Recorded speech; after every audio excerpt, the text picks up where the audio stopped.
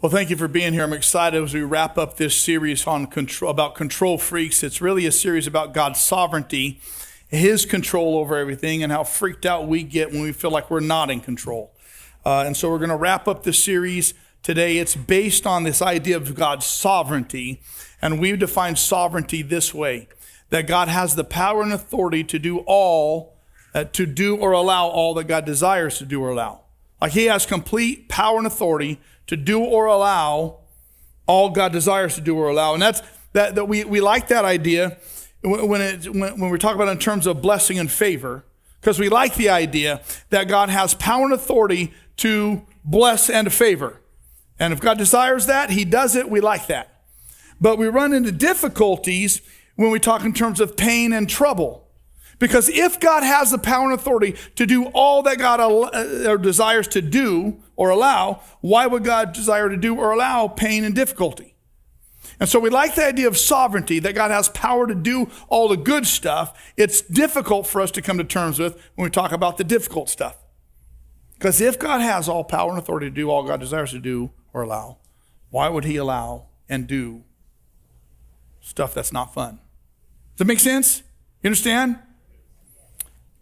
So last week I introduced this idea of these 6 stages that God takes His people through, from dream to deliverance. And so let me just remind you about what these are. We're going to talk about them again today. That God, when God gives a dream, when God gives a vision, when God pulls us to something, some profound desire, some profound like we all have those dreams, or have had them, of life, of desire, of goals. And God oftentimes gives us a dream and then asks us to make a decision. Because a dream without a decision is just a wish. And this is how it works in the Bible. This is what God does. He gives us a dream, invites us to make a decision to follow Him in that dream, and then He leads us through these stages of delay when stuff just slows down. I don't care what dream you've had, it's probably never gone as far or as fast as what you wanted it to at day one. It's just slower. And then from delay, He leads us into difficulties. Stuff just gets hard. It's harder than we thought it would be, takes longer than we thought it would take, costs us more than we thought we had to pay. It just gets hard. And then inevitably, God leads us to things called dead ends, where we have no more anything. It's a dead end. Stuff just stops. I got no more energy. I got no more vigor for this thing. I got no options. They're just dead in the water. And God takes us through all of those things before He ever gets us to the stage of deliverance. We see it all the time in the Bible. If you think about it in your lives, you've felt that you've been through these. But here's the problem. Most people jump off or jump out before they ever get to deliverance. Because they got this dream, they make a decision, they think, oh, this is going to be awesome. And then they hit a delay and they think, well, it shouldn't take this long, I'm out. Or they stay in through the delay and now it gets really, really hard and think, well, this is harder than I thought it would be, I'm out. Or they stick with it through the delay and the difficulty. Now they hit a dead end. They think there's no way through this, no way around, no way over, and I'm out. And they jump ship before they ever get to deliverance. All of us have gone through the same process. Many of us has jumped off before deliverance ever came. And many of us question God's sovereignty when we hit those delays, difficulties, and dead ends. God, if you have all power and authority to do all that you desire to do and allow, why this? Right? I'm not afraid to start this all over again. You've got to give me something back here. Okay, sometimes I feel like I'm preaching better than you're listening, and so you need to give me a little something. You're listening hard? Well, respond harder. So here's what I know. See if this isn't true.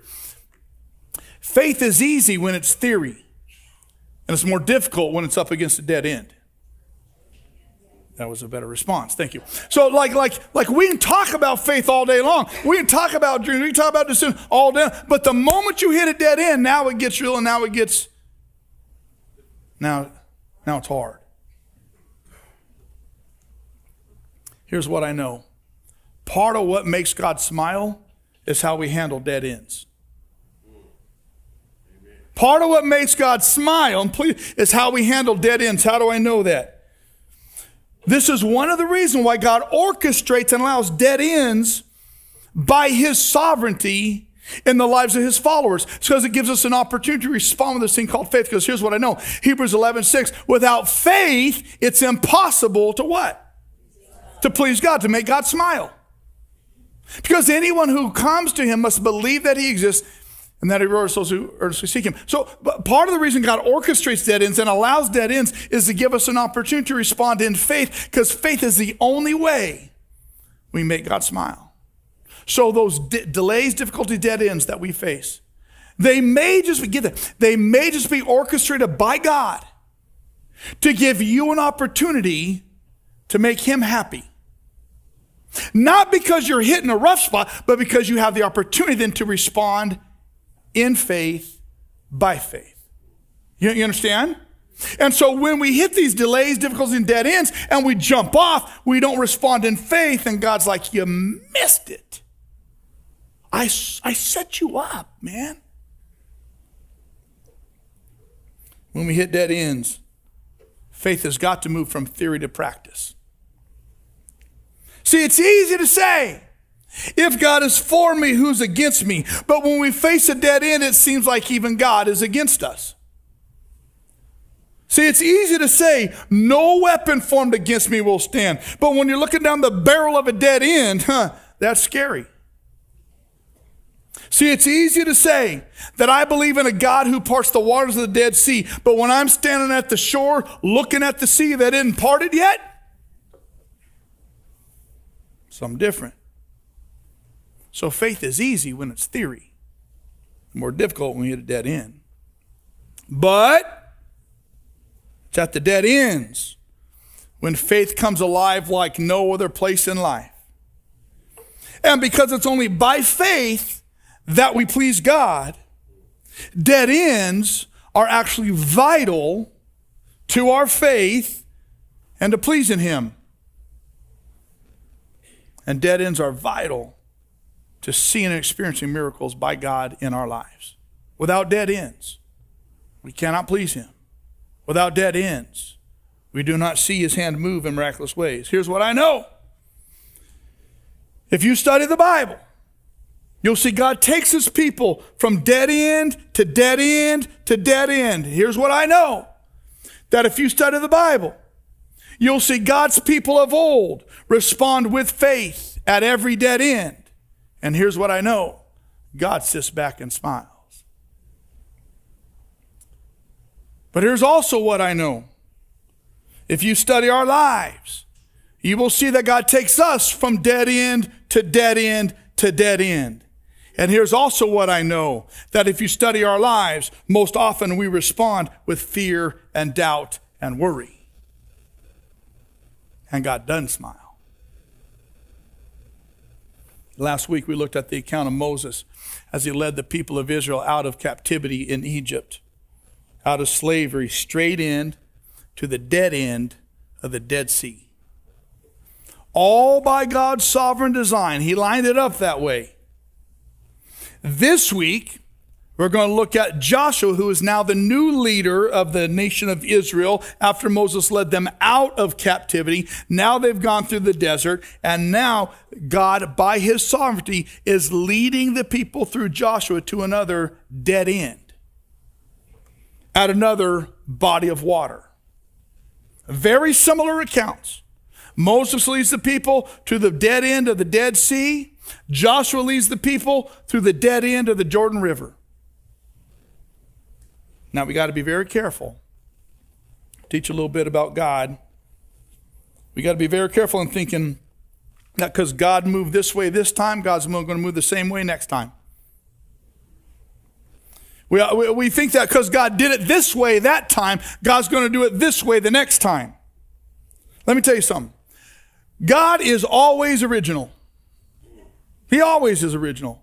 The devil isn't original at all. The devil just recycles the same old plan every day. The devil just copies God. God's original. God always comes true, but it's always in a different way. And so our problem is when we run up against the delays, difficulties, and dead ends, we think, well, God did it that way this time, so that's what I'm watching for. I'm watching for that thing this time. God, I don't know anywhere in the Bible where God did the exact same thing 2 times in a row. I mean, when he healed people of blindness, he got so creative. One time he spit on the ground and made mud and put it on a poor guy's eyes.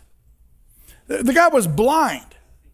So he obviously didn't know Jesus just spit on the ground. Do you know what I'm saying? Like, that's kind of nasty. He had never done it that way before. And when the guy's telling the story, he tells the story, Jesus put mud on my eyes. He had no idea how that happened. God,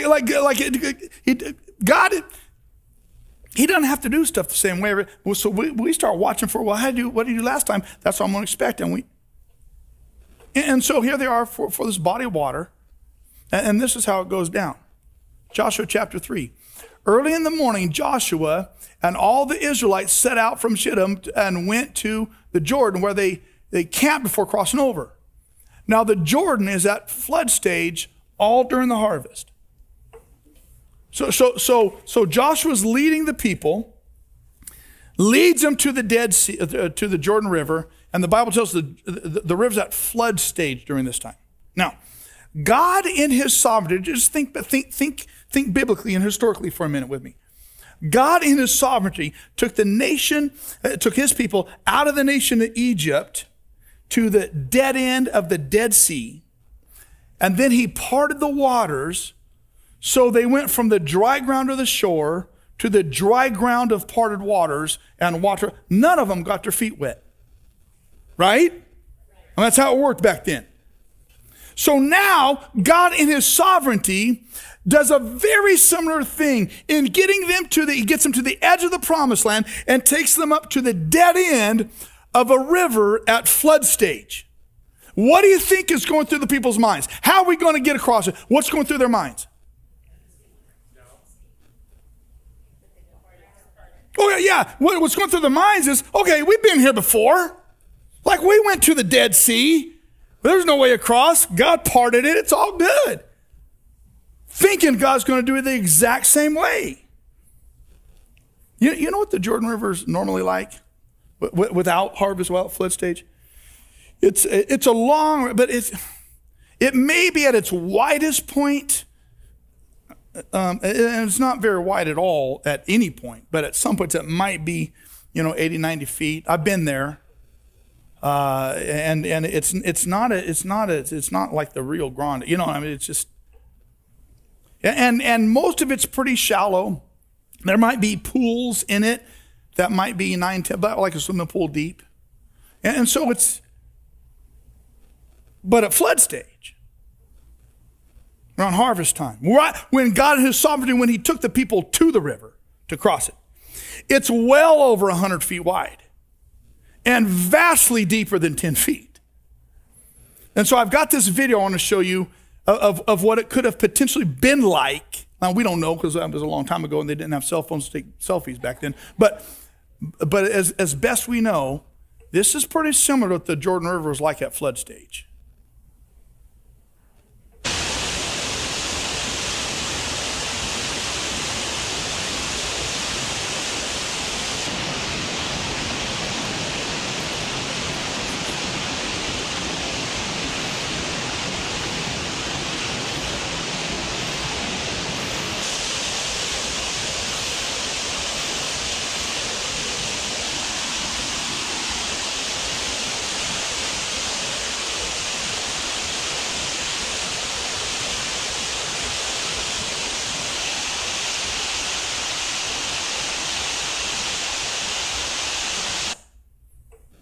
Now, you can imagine how much they would want God to part it before they got to step in it, right? Can you imagine having to wade that thing? Here's what I know, and we got to understand this. When God leads us to a dead end, we cannot guess what his instructions will be. He's so creative. There's no way that we can outguess God and what he's going to ask of us when we're looking at a dead end. But what we do know is that it will always involve an act of faith. Always. Would it have been any faith at all had Joshua and the priests walked up to the Jordan River And based on what they knew God did last time, they said, God, go ahead, and God just parted and they walked across. Would that take any faith at all? So let me just say this. Whatever you know that God did last time, you can pretty much bank he ain't going to do it the exact same this time, because it takes no faith to follow when all he does is copy himself. Now, what he does do every time is deliver. But he always does it in a way that makes us act in faith. So God's instructions at water's edge, here it is. God, through Joshua, tell the priests who carry the Ark of the Covenant, when you reach the edge of the Jordan's waters, y'all go and stand in a river. You saw what the river was like. When you get up to the edge, y'all carrying the Ark of the Covenant, go on and step on in. Ha! Act of faith? You're darn skippy an act of faith. You saw that thing. See, God, in his sovereignty, takes the kids he loves to dead ends, and then in his sovereignty asks his kids to take steps of faith that will always test their faith. Ain't going to be easy. But before he gets us to dead ends, he gives us a dream and an invitation to make the decision to follow him in that. And then orchestrates and allows delays and difficulties that get us to the dead ends. Why? Why would God give us a dream, we make a decision to follow, and then lead us down the path of delay, difficulty, and to dead end? Why? I'm going to tell you why. Because God's ultimate purpose and priority is not our comfort and ease. God's ultimate purpose and priority is our faith in him and honoring him by faith. All through the Bible, we see this process. I guarantee you, you look at your life, you see this in your life. There's a dream and there's a decision. For Joshua, it was the dream of the liberation of God's people in the inhabiting of the promised land. And Joshua made the decision to follow God in that dream. And he eventually became the leader of the nation of Israel, taking them into the promised land. It looked like this way back in the day in Joshua's life. From Numbers chapter 14, Joshua, son of Nun, he didn't have a mom or a dad, I'm just kidding, and Caleb, son of Jephunneh, who were among those who explored the land. Okay, so Moses, in looking at like, we're getting ready to go into the promised land. Let's send some spies in there, like this is good military stuff, to find out what it is we're walking into so we're not surprised. And so he gets 12 men, one from each of the 12 tribes of Israel, and sends them in. And the 12 come back, and 10 of them are petrified. 2 of them are like, no. This is God's dream. Let's decide to go. Those 2 guys are Joshua and Caleb. They tore their clothes and said to the entire Israelite assembly, the land we passed through and explored is exceedingly good. If the Lord is pleased with us, how do we make God pleased with us? By faith. If we act in faith, he will lead us into that land, a land flowing with milk and honey, and will give it to us. Only don't rebel against the Lord by backing out before he brings deliverance. And don't be afraid of the people of that land, man, because we'll devour them. Their protection's gone. The Lord is with us. Don't be afraid of them. And so Joshua makes this, he says, I see the dream, God. You gave it to Moses. I seen it too. I agree with it too. You've called me, and I'm going to make the decision to follow. Even if everybody else backs, I'm going to make the decision to follow you into this dream of the promise. And that's dream and decision. And now Joshua takes leadership. Moses is dead. And Joshua runs into, after the decision, what? Delay. Runs into delay. And so leads them to the edge of the promised land at the Jordan River. The Bible tells us this: early in the morning, Joshua and all the Israelites set out from Shittim and went to the Jordan, where they camped before crossing over. So they're right at the edge. It's like all we got to do is get right there. It's like right there. Like, let's go, right? After 3 days, the officers went throughout the camp giving orders to the people. When you see the Ark of the Covenant of the Lord your God and the Levitical priest carrying it, you are to move out from your positions and follow it. Then you will know which way to go, since you've never been this way. This is brand new for you. You don't know what you're doing. Keep a distance of about 1,000 cubits between you and the ark. Don't go. Here's what he's saying. I've given you my dream. You've made a decision to follow, and now I got to put the brakes on you. Your temptation is to run ahead of me. Your temptation is to push this faster than what I want you to go. And so he says, I want you to wait like 3 days, just take a break. Slow it down, put the brakes on. He said, I want you to go slow because you've never gone this way before. So don't rush me in this. He says, don't press me. Don't push me. When he says you stay back 2,000, that's over half a mile. He's saying you put some space between what I'm doing and where you are. Just slow down. God says, look, I'm doing something in you more than just giving you new territory. So back off a little bit. Has God ever had you just back off something for a little bit? Just give me some space, God says. Slow down. Some of you are close talkers. You like getting right up in someone's face when you talk. You know what I'm saying? And some of us have a wide berth of personal space we like to keep. And I think God is both of those. God likes the right here. But sometimes God's like, y'all need to back off a little bit. Give me room to work. And so he's telling them, I'm going to put you in a delay season right now. You just back off a little bit and wait. And so they do. They back off. They slow down. You can't get ahead of God. And Joshua tells his priest, hey, this is what's going to go down. And it moves from delay, just wait. Give me some space. It moves to what? Remember? Not dead end yet. You got to get through difficult first.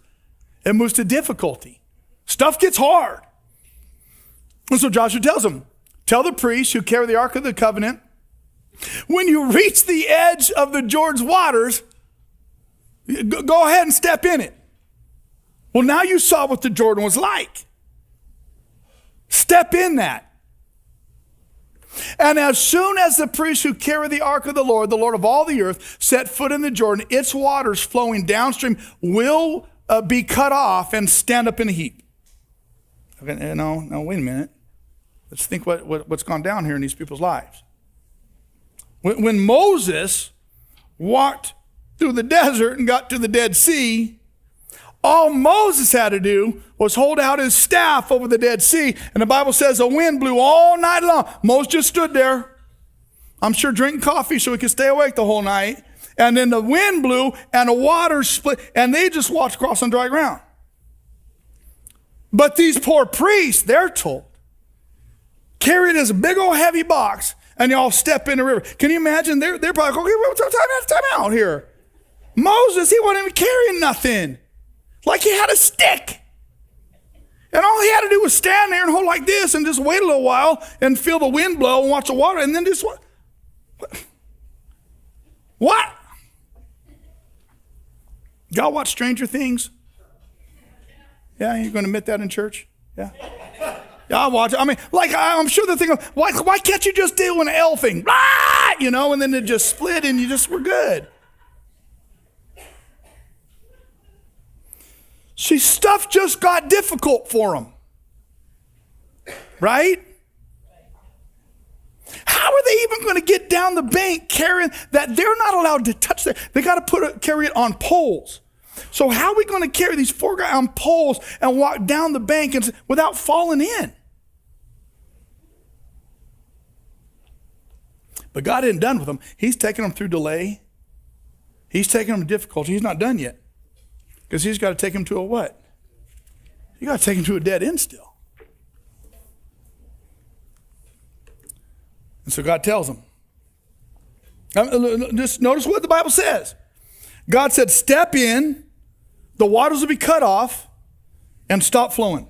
So, in their minds, if God tells you, look, you go to this river and then step in it, and then the waters are going to be cut off and they'll walk across on dry ground, what do you expect is going to happen? You're going to walk in and step in the water. The moment I step in, the water's going to stop, and I'm going to walk across. Because that's what God said, right? I want you to get how this played out. Their expectation, based on what they've seen and based on the exact words God said, is that I'm going to step in, the waters are going to cut off, and we're going to walk across. Their expectation is going to happen right now, right here. Because that's what God said. Step in, water's cut off, walk across the river. But what's the Bible really say? Let's see. Verses 15 through 16. Now the Jordan is at flood stage all during the harvest. Yet as soon as the priests who carried the ark reached the Jordan and their feet touched the water's edge, the water from upstream stopped flowing. Just like God said. Yeah, but watch now. It piled up in a heap a great distance away at a town called Adam. Now, what God said was, you step in, the waters will stop, and you'll walk across on dry ground. That's what God told them in their ears. The narrative behind the story that they weren't told is that, yes, indeed, the waters will be cut off, but it's going to be upstream, not anywhere near where you are. Do you see the dilemma? They stepped in, the water was cut off, just not where they were. When you read the account and you think about it, it seems as though God wasn't completely transparent with them. It's like God was holding back some pretty important information because God did not tell them. Now, step in the water and just be patient. I'm doing stuff that you can't see. Step in the water. It's going to be cut off 12 miles upstream at this place called Adam. You won't see it happen for a while. Know that I'm doing something. He didn't say, it'll take a little while for the water to stop flowing. Know that it has stopped. You just haven't experienced it. But know that I've done what I've said. Just be patient and have faith. He didn't say, I'm doing something at a place you cannot see. It's going to take a little while for you to actually see the blessing of it. And he didn't say that. Why didn't he? I mean, this is what we want from him, isn't it? We hit some delay, difficulty, dead end, and we would love for God to say, okay, Carl, here's the deal. Like I'm going to do A, I'm going to do B, I'm going to skip over D, I'm going to get to E, and then this is my plan. That we would love for him to tell us that, right? Like I know you hit a dead end right now in your career. I know your marriage is hitting some real difficulty. I know that your kids are, but listen, I'm doing something. I'm going to take you here, I'm going to take you here, I'm going to take you here, and eventually I'm going to get you. We would love for him to tell us that. Why doesn't he? Yeah. Because if he said, I'm going to do A, B, C, we're like, okay, good. There's no faith in that. Right? So God tells us enough to know deliverance is coming, but he doesn't give us all the details to know exactly where his hand is moving at every given time. So we have to stand there in the middle of the river, a raging river, by faith. See, from their perspective, all they had was a dead end. But all God was doing was giving them an opportunity to walk in faith, not sight.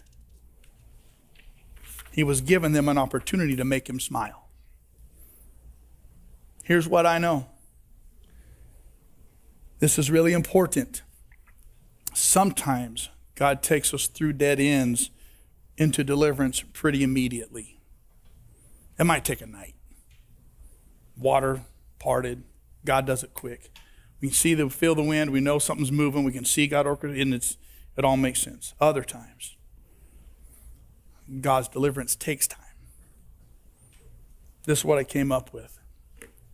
You got to stand in it while you wait for it. You got to stand in the middle of the dead end while you're waiting for deliverance. You're not going to see it. You're not going to feel it. You're not going to know by fact because I've seen A, B, C that you know. You're just going to have to stand in it while you're waiting for it. But what I do know because of who God is and what God always does, is that when you stand in it while waiting for it, God finally brings deliverance. This is what he does. And this is what he did. The water from upstream stopped flowing. It just piled up 12 miles away. The water flowing down to the Sea of Arabah, that is the Dead Sea, was completely cut off. So the people eventually crossed over opposite Jericho. The priests who carried the Ark of the Covenant of the Lord stopped in the middle of the Jordan and stood on what? Was it dry when they stepped in? Was it dry when they walked through the middle of it? Here's what I know. God can lead you to a dead end and provide deliverance simultaneously. You just have to stand in it while you wait for it. They crossed on dry ground, but their feet got wet in the process. They had to stand in the middle of what they saw as a dead end because God was orchestrating something that they couldn't see. If you want to be a leader, I'm going to tell you this. You want to be a leader, you got to be the tip of the spear. It took no faith for the ones in the back of the group to walk across on what was already dry ground. It took tremendous faith to be the priest to step in the raging river and to stand there and continue taking steps, waiting for the water to stop flowing. You want to follow God? You want to see miracles in your life? You want to be a leader? You got to be the tip of the spear. You don't lead from the back. Men, listen to me. Husbands, fathers, listen to me. You especially have got to be, we especially got to be the tip of the spear. Our wives are meant to follow. Our children are meant to follow. We're meant to lead. Amen. Tip of the spear. You understand? They just had to have faith and act in that faith before seeing what God had already set in motion. So this may be where you are. Stand on the banks of a raging river. You're trying to muster enough faith to follow God in the middle of this dead end. You're the tip of the spear. You got a family that doesn't understand what you're doing, doesn't understand the changes that are going on in your life. You're the tip of the, you stand in that thing while you wait for it. I don't know where you are in this process. Some of you are just now getting a dream of God. Just imagining what God can do through a submitted life. And you're just on the verge of saying, God, I'm going to commit. I'm going to make the decision to follow you wherever you lead. For my friends Nick and Solgo, led them to St. George, Utah. It's awesome. Some of you are at this delay stage. And whatever it is in your life, it's just taking long. You're just in a holding pattern. You're wanting to move. You're wanting to go forward. You're wanting for the dam to break. You're wanting for something to, and you're just told to wait. And you've been waiting a long time. Wonder when deliverance is going. Some of you are at a difficulty, and stuff has just gotten really, really hard. You're not at the end of your rope, but you're almost there. It's just hard. Like when you started following, when you first decided to follow, like it wasn't this hard. There was more hope, and right now there's just more obstacles. It's just hard right now. Some of you are at a dead end. And you're looking at whatever that thing is, thinking there's no way through this. If I could get out, I would. I can't find a way to get out yet. I can't go around, can't go. Like I'm stuck. I just want out. I don't know where you are in that process. I know you're somewhere. And I want you to realize this and understand this, that deliverance is coming as long as you don't back out or back away. That deliverance is coming. You might not see it at the moment. It might be a way upstream. It's coming.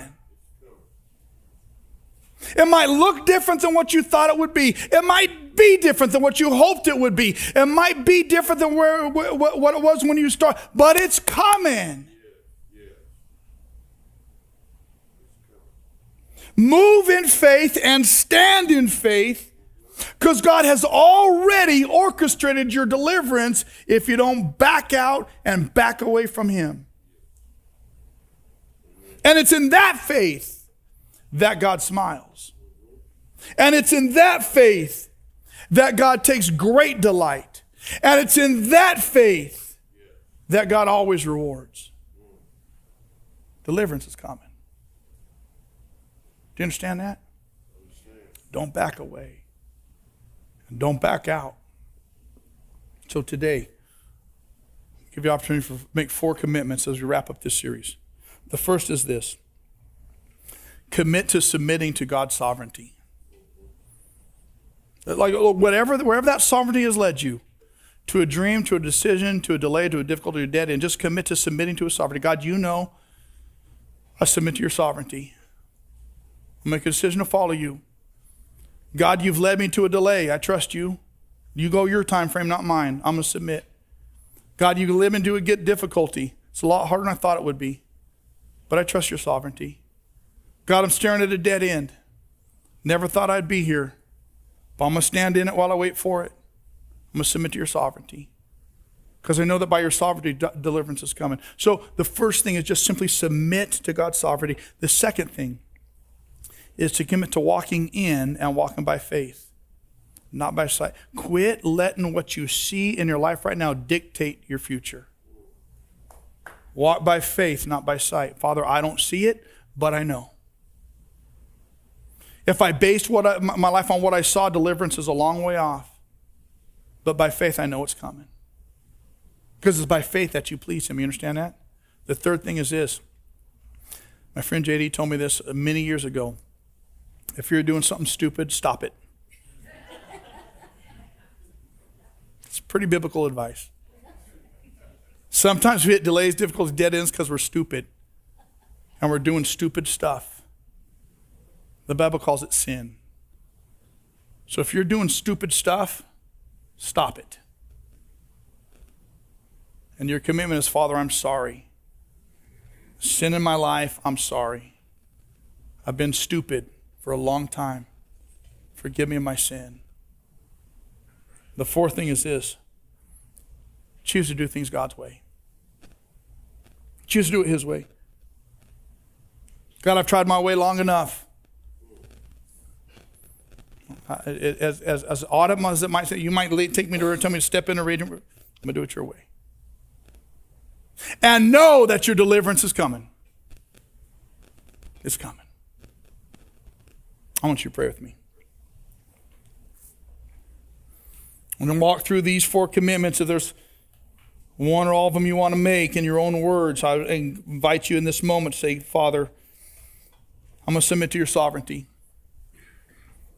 And if by your sovereignty you're leading me to a delay, if by your sovereignty you lead me to a difficulty, if by your sovereignty you've taken me for a dead end, Father, I'm going to submit to it.